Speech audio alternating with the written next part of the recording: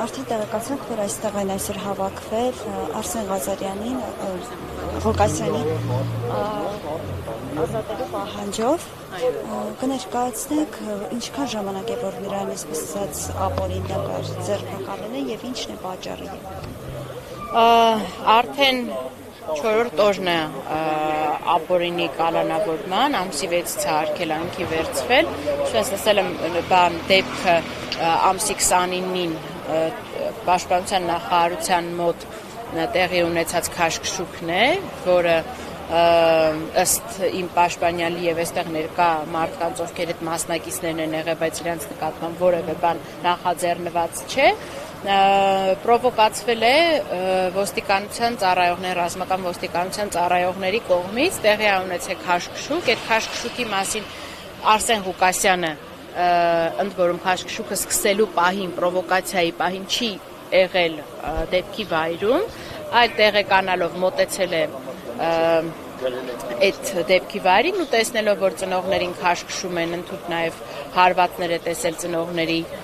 ուղղությամբ, զայրացել է, այդ մեքենայից այդ պահն է ինչ է, սիվիկները արտահոսել, որ վերցնում է ձեռնափայտը ու ուղղվում է այդ դեպքի ուղղությամբ, այսինքն մարդկանց ուղղությամբ, բայց ոչ մեկին չի հարվածում, բան չի անում, ըստ էության, այսինքն դրել են խուլիգանություն խմբի կազմում մեղադրանք, այն եթե վերածենք փաստացի գործողությունների, կդառնա, որ այդ բանի ընթացքում այդ ձեռնափայտը թափահարելու եւ հայհոյանքներ հնչեցնելու համար այն մարդկանց, ովքեր ձեռք են բարձրացնում անհետ կորածների, հարազատների ուղղությամբ։ Էսա ու քթել են, որ այդ արարքի համար այն պայմաններում եւ երբես մարդ ունի ծանրագույն առողջական խնդիրներ եւ այդ առողջական խնդիրները ընդ որում ձեռք է բերել նաեւ այս ցավի մեջ գտնվելով անհրաժեշտ է անհապաղ կիրառել կալանք, որովհետև ունի հեղինակություն ու կարող է եւս իր սահմանադրական իրավունքը իրացնել ու նոր հավաքներ կազմակերպել։ Քանի որ արդեն երկար ժամանակ են անհետ կորածների այսպես հարազատները իրականացնում են ակցիաներ, փորձում են կառավարության հետ հանդիպումներ փնտրել, որևէ արդյունք այս ընթացքում եղել է։ Բնականաբար հանդիպումները շարունակական են, այդ հանդիպումների ընթացքում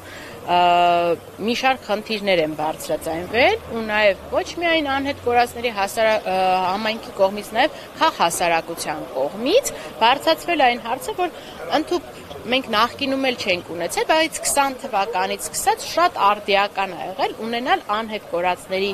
մասին օրենք, որի պարագայում օրինակ կլինեն մշտական գործող ինստիտուցիոնալ մարմիններ, որոնք ամենօրյա աշխատանքով կզբաղվեն եւ ոչ թե միջգերատեսչական հանձնաժողով ստեղից ընդեղից հավաքած պաշտոնյաներով, որ ամեն անգամ բաները որոշեն, օրինակ հարազատները որոշեն, բա մի հատ էլ գնանք այս պաշտոնյայից այս ինչ-մի բանը հարցեն, այլ որ ունենան տեղ, որից պարզեն, օրինակ կա միասնական ռեեստրը, ինչ տվյալներ են հավաքագրված, այդ տվյալները արդյոք փոխանցվում են եւ ինչ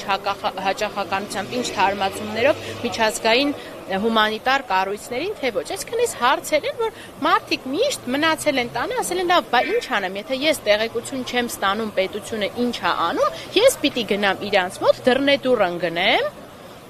տենամ ինչ են անում։ Հիմա արդյունք բնականաբար այսպես ասեմ, 21 թվականի ԴՆԹ նույնականացումներով ինչ որ մարդիկ դուրս են եկել, ճիշտ թե սխալ, հիմա էդ էլ առանձին հարց է, բայց կան համայնք, որոնց վերաբերյալ ոչ ԴՆԹ-ներ կան, ոչ բաներ կան ու կա այլ աշխատանք կատարելու անհրաժեշտություն։ Այդ աշխատանքների վերաբերյալ լսել ենք, որ կրարվել են բանակցություններ, բայց փաստացի արդյունքը ծնողի համար մեկը պետք է լինի իր երեխայի ճակատագիրը պարզելը։ Ցավոք սրտի, այն պայմաններում ես միշտ եմ ուզում ես հատուկ շեշտել, որ միշտ շահարկվում է, թե որ պատերազմ է լինում, անհետ կորածներ են լինում։ Ես ուզում եմ հստակ արձանագրել, Ադրբեջանը 20 թվականի պատերազմից ունի պաշտոնապես 3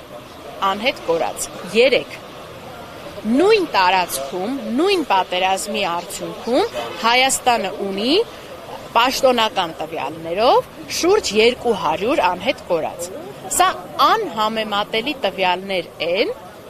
նույն տարածքի վերաբերյալ, ինչը նշանակում է, որ այո, կան մարդիկ, կան ծառայություններ, ովքեր ունեն տվյալներ անհետ կորածների ճակատագրի վերաբերյալ եւ որոնք պետքա պարզվեր։ Իսկ մենք գործ չունենք այնպիսի իրավիճակի հետ, որտեղ երկու կողմից էլ անհետ կորածներ կան։ Ոչ, մենք ունենք 3 եւ շուրջ 200 անհետ կորածներ միայն 44 օրյա պատերազմում։ Եվ սա ողջամիտ հարցեր է առաջացնում անհետ կորածների համայնքի մոտ, որոնց պատասխաններ ուզում են ստանալ մարդիկ։ Իսկ դες որևէ պատասխան տվել են դատախազությունից, թե որքան կտեվի այս ամեն ինչը, ինչքան ժամանակով է կալանավորվելու։ Դե տեսեք, դատախազությունը ըստ էության դատախազի հրսկողությամբ քննիչը միջնորդել էր 2 ամիս կալանք կիրառել, դատանը բավարարել է 1 ամիսը։ Մենք որևէ կանխատեսում չենք կարող ունենալ, թե արդյոք մենք հույս ունենք իհարկե, որ պետք է անհապաղ այս կալանքը փոխվի, բայց կարելի կրկին միջնորդի, չգիտեմ, եթե բողոքարկենք, իրանք էլ վճռաբեկ բողոք տանենք, ամեն ինչ է սպասելի այս պարագայում, այս